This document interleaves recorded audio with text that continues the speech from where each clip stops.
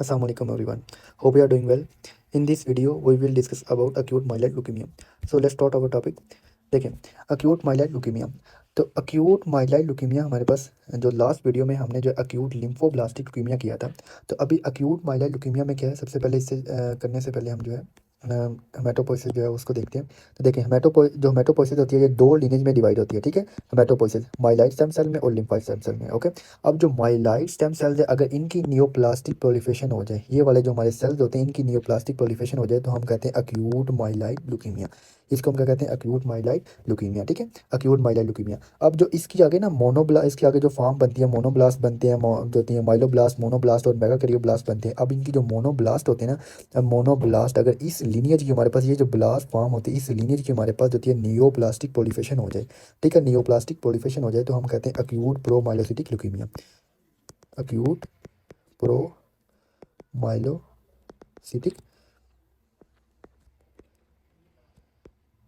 Leukaemia, acute promyelocytic leukaemia, acute promyelocytic leukaemia. अब ये जो हमारे पास नियोप्लास्टिक प्रोलिफरेशन होती है ना, हमारे पास जो माइलोब्लास्ट फॉर्म की होती है, जिसमें प्रीडोमिनेंटली न्यूट्रोफिल, जो इमेच्योर न्यूट्रोफिल की फॉर्म होती है, उनकी जो होती है हमारे पास जो होती है नियोप्लास्टिक प्रोलिफरेशन होती है, तो उसको हम कहते हैं अक्यूट प्रोमाइलोसिटिक ल्यूकीमिया। अब जो अक्यूट प्रोमाइलोसिटिक ल्यूकीमिया होते हैं, ये वाले हमारे पास जो होते हैं, ये और जो होते हैं माइलोपेरोक्सीडेज पॉजिटिव होते हैं। ये क्या होते हैं? माइलोपेरोक्सीडेज जो होते हैं, ये पॉजिटिव होते हैं, ठीक है। माइलोपेरोक्सीडेज पॉजिटिव होते हैं, एंजाइम होता है माइलोपेरोक्सीडेज। जो इनकी इमेच्योर फॉर्म होती है, वो माइलोपेरोक्सीडेज पॉजिटिव होती है, ओके। अब जब इसकी क्रिस्टलाइज जो फॉर्म होती है, इसकी क्रिस्टलाइज जो फॉर्म होती है, इसे हम कहते हैं और रॉड, और रॉड्स। और रॉड्स क्या होती है? इसकी क्रिस्टलाइज फॉर्म होती है, तो ये हमारे पास पॉजिटिव होते हैं। तो ये आपने पॉइंट याद रखना है। देन उसके बाद देखें, उसके बाद हमारे पास अगर ये माइलाइट स्टेम सेल की जो लीनियज आगे जा रही है, जिसमें हमारे पास आ रहे हैं, ये देखें, ये जो होते हैं मोनोब्लास्ट। अगर मोनोब्लास्ट की नियोप्लास्टिक प्रोलिफरेशन होती है, तो इसे हम कहते हैं अक्यूट मोनोसिटिक ल्यूकीमिया, ठीक है, अक्यूट मोनोसिटिक ल्यूकीमिया। अगर हमारे पास जो होती है जो होती है मेगाकैरियोब्लास्टिक जो होती है, इनकी जो नियोप्लास्टिक प्रोलिफरेशन हो रही है, तो इसे हम कहते हैं acute megakaryoblastic leukaemia, acute megakaryoblastic leukaemia, okay. तो अभी हम देखते हैं हमारे पास टॉपिक जो है, जो हमारे पास है अक्यूट माइलाइट ल्यूकीमिया जो होता है। इसमें क्या होता है? जो माइलाइट स्टेम सेल्स होते हैं, इमेच्योर माइलाइट की जो फॉर्म होती है, उसकी नियोप्लास्टिक प्रोलिफरेशन होती है। तो जब हम इसका जो बोन मैरो बायोप्सी करते हैं, तो इसके जो हम देखते हैं बोन मैरो के अंदर मोर देन जो 20% हमें जो होते हैं ब्लास्ट सेल मिलते हैं, मोर देन 20%। नॉर्मल हमारे पास कितने परसेंट होते हैं? 1 to 2%, 1 to 2%, ओके, 1 to 2% होते हैं। अब देखें, उसके बाद ये जो होते हैं ना हमारे पास माइलाइड लुकीमिया जो होते हैं, माइलाइड लुकीमिया, ये माइलोपेरोक्सीडेज पॉजिटिव होते हैं, माइलोपेरोक्सीडेज। अब इनकी कौन सी फॉर्म होती है माइलोपेरोक्सीडेज पॉजिटिव होती है? तो ये आपने याद रखना है, अक्यूट, इसकी जो फॉर्म होती है कौन सी पॉजिटिव होती है? Acute promyelocytic leukaemia. Acute promyelocytic जो लुकीमिया होती है, ये माइलोपेरोक्सीडेज पॉजिटिव होती है। और जो माइलोपेरोक्सीडेज पॉजिटिव है, इसकी जो हमारे पास माइलोपेरोक्सीडेज पॉजिटिव है, इसकी जो हमारे पास क्रिस्टलाइज फॉर्म है, उसको हम क्या कहते हैं? उसको हम कहते हैं और रॉड, उसको हम क्या कहते हैं? और रॉड, ठीक है, और रॉड उसको हम कहते हैं, ओके। अब ये जो हमारे पास अक्यूट माइलाइड ल्यूकीमिया होता है, मोस्टली 50 to 60 ईयर के एज के जो पीपल्स होते हैं उनको होता है, ठीक है। उनको 50 to 60 ईयर ऑफ एज होती है, इसमें जो होती है उनको अफेक्ट करते हैं। तो ये अपने पॉइंट याद रखना है, ओके हो गया। अब देखें, नेक्स्ट उसके बाद हमारे पास अगर जो है हमारे पास इसकी जो सब टाइप है, वो कौन सी? Acute promyelocytic leukaemia. जो अक्यूट प्रोमाइलोसिटिक ल्यूकीमिया होती है, ये वाले होते हैं हमारे पास, एक तो अपने पॉइंट रखना माइलोपेरोक्सीडेज पॉजिटिव है, ठीक है, जो इसकी क्रिस्टलाइज फॉर्म उसे हम कहते हैं और रॉड, और रॉड पॉजिटिव है, ठीक है, और रॉड, ओके। माइलोपेरोक्सीडेज पॉजिटिव है, जब इसकी क्रिस्टलाइज फॉर्म होती है उसे हम और रॉड कहते हैं, तो मीन की और रॉड पॉजिटिव है, ओके, और रॉड भी पॉजिटिव है। तो ये अपने पॉइंट याद रखना है। अब इसके अंदर होता क्या है? नॉर्मल अगर मैं बात करूँ, तो ये हमारे पास जो होती है ना माइलोब्लास्ट की जो फॉर्म थी, जिसके अंदर न्यूट्रोफिल बिन बनते हैं ना, बेजोफिल, इयोसिनोफिल और न्यूट्रोफिल। तो आपने न्यूट्रोफिल का याद रखना कि हमारे पास जो इमेच्योर फॉर्म होती है न्यूट्रोफिल की, वो कौन से इमेच्योर सेल्स कौन से होते हैं? वो हमारे पास होते हैं न्यूट्रोफिल के, जिसे कहते हैं प्रोमाइलोसाइट, प्रोमाइलोसाइट्स, ठीक है, प्रोमाइलोसाइट। अब ये जो प्रोमाइलोसाइट्स होते हैं ना, ये वाले इमेच्योर फॉर्म है, ये प्रोमाइलोसाइट है, इनके ऊपर एक रिसेप्टर लगा होता है। ये रिसेप्टर से हम कहते हैं रेटिनाइक एसिड रिसेप्टर। ये जो रेटिनाइक एसिड रिसेप्टर होता है, इसके ऊपर आके लगते हैं हमारे पास रेटिनॉइड, जिसे हम विटामिन ए का डेरिवेटिव कहते हैं। ये विटामिन ए का डेरिवेटिव होता है, विटामिन ए का, तो इसे कहते हैं रेटिनॉइड, ठीक है। ये इसके ऊपर आके लगते हैं, और जब इसके ऊपर आके लगते हैं, तो ये हमारे पास जो इमेच्योर फॉर्म होती है, ये चली जाती है न्यूट्रोफिल में कन्वर्ट हो जाती है मेच्योर फॉर्म में, ठीक है, मेच्योर फॉर्म है, ओके, मेच्योर फॉर्म है। और ये इसको मेच्योर कौन कर रहा है? विटामिन ए जो होता है इसको मेच्योरेशन करवा रहा है, नॉर्मली होता है। अब ये जो हमारे पास रेटिनाइक एसिड रिसेप्टर होता है, ये जो होता है हमारे पास रिसेप्टर होता है, ये किस जीन से बनता है? जो हमारे पास इसकी जो जीन प्रेजेंट होती है, वो क्रोमोसोम नंबर 17 के ऊपर लगी होती है। क्रोमोसोम नंबर 17 के ऊपर किसकी जीन होती है? ये जो होती है ना रेटिनाइक एसिड रिसेप्टर, इनकी जीन प्रेजेंट होती है। तो ये अपने पॉइंट याद रखना है। अभी देखें, अब इसकी न्यूप्लास्टिक प्रोलिफरेशन कब होती है, तो इसके अंदर होती है ट्रांसलोकेशन। अक्यूट प्रोमाइलोसिटिक ल्यूकीमिया के अंदर क्या होती है, ट्रांसलोकेशन।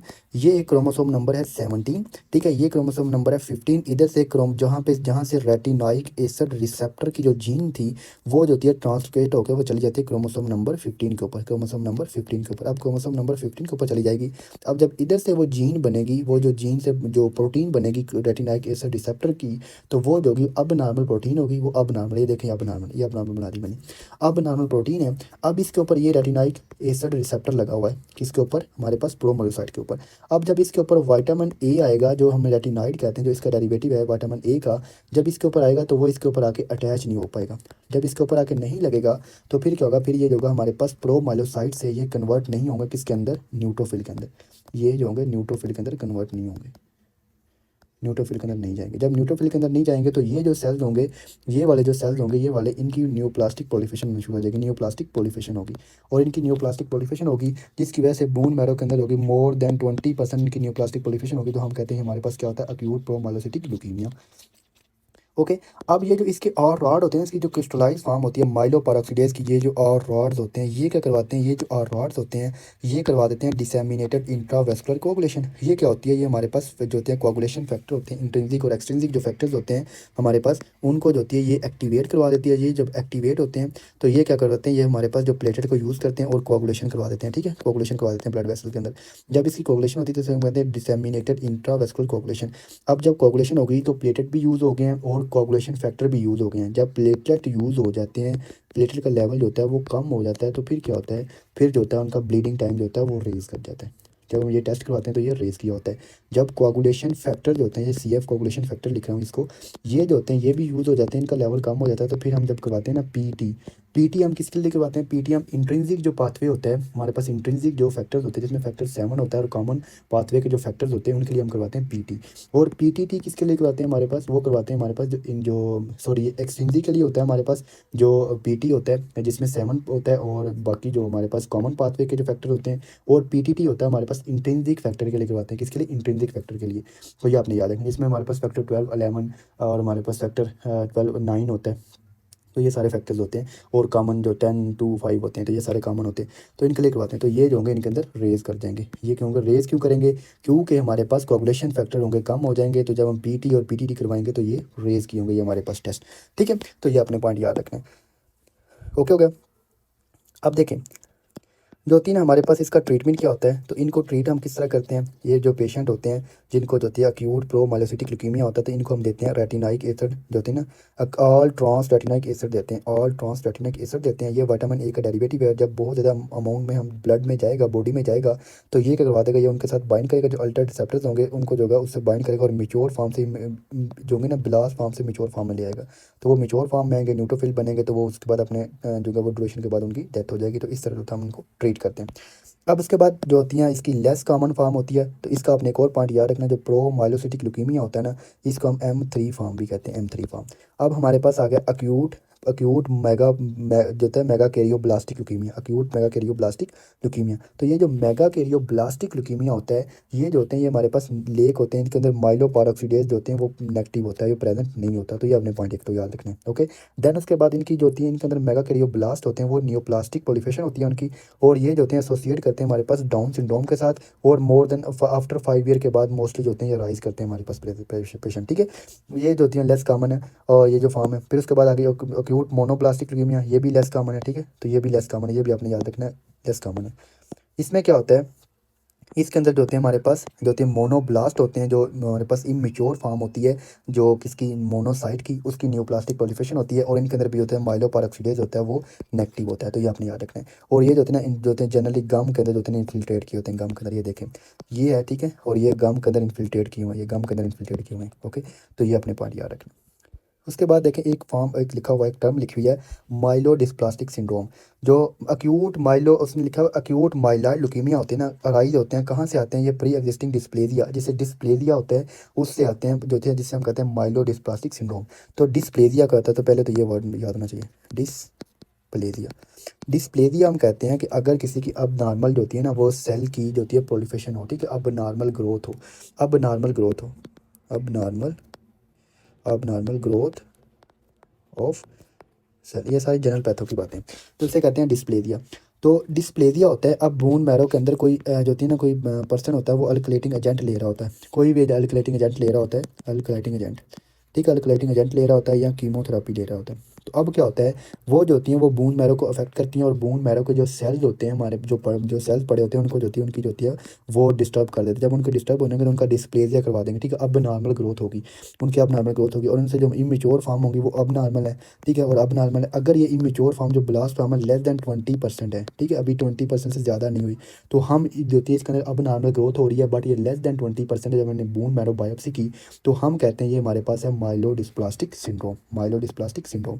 अगर ये 20% से होकर ये चली जाए मोर देन 20% पे, ठीक है, ये अब नॉर्मल जो ग्रोथ हो रही है, नियोप्लास्टिक जो ग्रोथ हो रही है, तो फिर हम कहते हैं हमारे पास अक्यूट माइलॉइड ल्यूकीमिया, ठीक है, तो ये आपने याद रखना है। अब इसमें जो होता है, मैंने आपको जो लास्ट वीडियो में बताया था कि जब भी किसी को नियोप्लास्टिक जो होती हैं वो जो होती हैं बोन मैरो के अंदर जो होते हैं नियोप्लास्टिक सेल्स होते हैं, तो वो जो नॉर्मल सेल्स होते हैं उनको डिस्टर्ब कर देते हैं। जब वो डिस्टर्ब होंगे तो फिर क्या होगा, अब रेड ब्लड सेल बन रहे तो रेड ब्लड सेल नहीं बनेंगे तो उस पेशेंट को अनीमिया होगा, ठीक है, उस पेशेंट के प्लेटलेट नहीं सही से बन रहे होंगे तो उसको क्या हो जाएगा, थ्रोम्बोसाइटोपिनिया, जिससे उसको क्या हो जाएगा, उससे उसको ब्लीडिंग होगी, ठीक है, ब्लीडिंग होगी, और उसके न्यूट्रोफिल्स नहीं बन रहे तो उसको जो होगा वो रिकरेंट इन्फेक्शन होंगे, ठीक है। तो ये इस तरह पेशेंट हमारे पास प्रेजेंट करेगा एनीमिया ब्लीडिंग इन्फेक्शन के साथ। और इसमें बता रहा है कि जो नियो माइलोडिस्प्लास्टिक सिंड्रोम वाले पेशेंट होते हैं, इसके अंदर लेस दैन 20% होता है, उनके अंदर भी यही सारी प्रॉब्लम हो रही होती है, एनीमिया ब्लीडिंग इन्फेक्शन होते हैं। और मोस्टली पेशेंट होते हैं हमारे पास वो उनकी डेथ हो जाती है ब्लीडिंग या इन्फेक्शन से, जो हमारे पास माइलोडिस्प्लास्टिक सिंड्रोम में पेशेंट होते हैं जिसके अंदर लेस दैन 20% नियोप्लास्टिक सेल्स होते हैं, डिस्प्लास्टिक सेल्स होते हैं, उनकी डेथ हो जाती है। बट कुछ जो होते हैं पीपल, वो जो होते हैं उनके अंदर जो होती है वो प्रोग्रेस कर देता है, ये वाला जो नियोप्लास्टिक माइलोडिस्प्लास्टिक सिंड्रोम होता है, ये किस में चला जाता है, ये अक्यूट माइलॉइड ल्यूकीमिया के अंदर। तो ये अपने पॉइंट याद रखने, ओके। अभी इसका एक बार हम जो इसको रीड कर लेते हैं, कुछ जो कुछ पॉइंट है। तो देखें, जो हमारे पास अक्यूट माइलॉइड ल्यूकीमिया होता है 50 to 60 ईयर के एज के जो होती है उसमें प्रेजेंटेशन होती है इसकी। और इसमें क्या होता है, मेच्योर माइलॉइड जो सेल होते हैं मोर देन 20% होते हैं, जो माइलोपारोक्सीडेज पॉजिटिव होते हैं। ये किन में होता है, ये अक्यूट माइलोडिस्प्लास्टिक जो होती है प्रो माइलोसिटिक ल्यूकीमिया में। और इसकी जो क्रिस्टलाइज फॉर्म होती है उसे हम कहते हैं और ओके। और इस पे क्या होता है 50-70 ट्रांसक्रिप्शन होती है, ये ट्रांसक्रिप्शन होती है 15-70, ठीक है। तो ये अपने पॉइंट याद रखना, जिससे क्या होता है उसकी जो होती है अब जो होती है अब नॉर्मल प्रोलिफरेशन होती है प्रोमाइलोसाइट की, जिसमें जो होता है उसकी जो होती है वो उसके अंदर। और रिस्क क्या होता है इनके अंदर जो रिस्क होता है वो DIC का डिसेमिनेटेड इंट्रावेस्कुलर कोगुलेशन, ये भी अपने पॉइंट होगा। इसका जो ट्रीटमेंट होता है एट्रा देते हैं, ऑल ट्रांस जो होती है रेटिनाइक एसिड, इसका ट्रीटमेंट होता है। जो मोनोसिटिक ल्यूकीमिया होता है, इसमें जो होते हैं वो माइलोपाराफिडेज होते हैं, वो नेगेटिव होते हैं ये वाले, और इन्फिल्ट्रेट करते हैं गम के अंदर। जो मेगाकैरियोब्लास्टिक ल्यूकीमिया होता है, ये भी जो होते हैं लेक होते हैं, इनके अंदर जो होते हैं नेगेटिव होते हैं, माइलोपाराफिडेज ये नेगेटिव होते हैं। और ये डाउन सिंड्रोम के साथ एसोसिएशन है। एक एक्सेप्शन इधर आपने याद रखने है कि ये जो होते हैं बिफोर 5 ईयर। नॉर्मली हम बात करें 50 to 60 ईयर एज प्रेजेंटेशन होती है हमारे पास एक्यूट माइलॉइड ल्यूकीमिया की, बट ये जो होते हैं ये बिफोर 5 ईयर इनकी जो होती है प्रेजेंटेशन होती है। देन उसके बाद अगर अक्यूट माइलॉइड ल्यूकीमिया जो होते हैं राइज कहाँ से आते हैं, मोस्टली हमारे पास जो होते हैं माइलोडिस्प्लास्टिक जो सिंड्रोम्स होती हैं, इसमें क्या होता है डिस्प्लेजिया होता है। जो हमारे पास इमेच्योर सेल्स होते हैं उनका डिस्प्लेजिया होता है, वो डिस्प्लास्टिक सेल्स होते हैं, अगर मोर देन 20% क्रॉस कर दें तो उसे हम कहते हैं जो हमारे पास अक्यूट माइलॉइड ल्यूकीमिया में चेंज हो गए हैं, ठीक है। तो ये अपने पॉइंट याद रखना।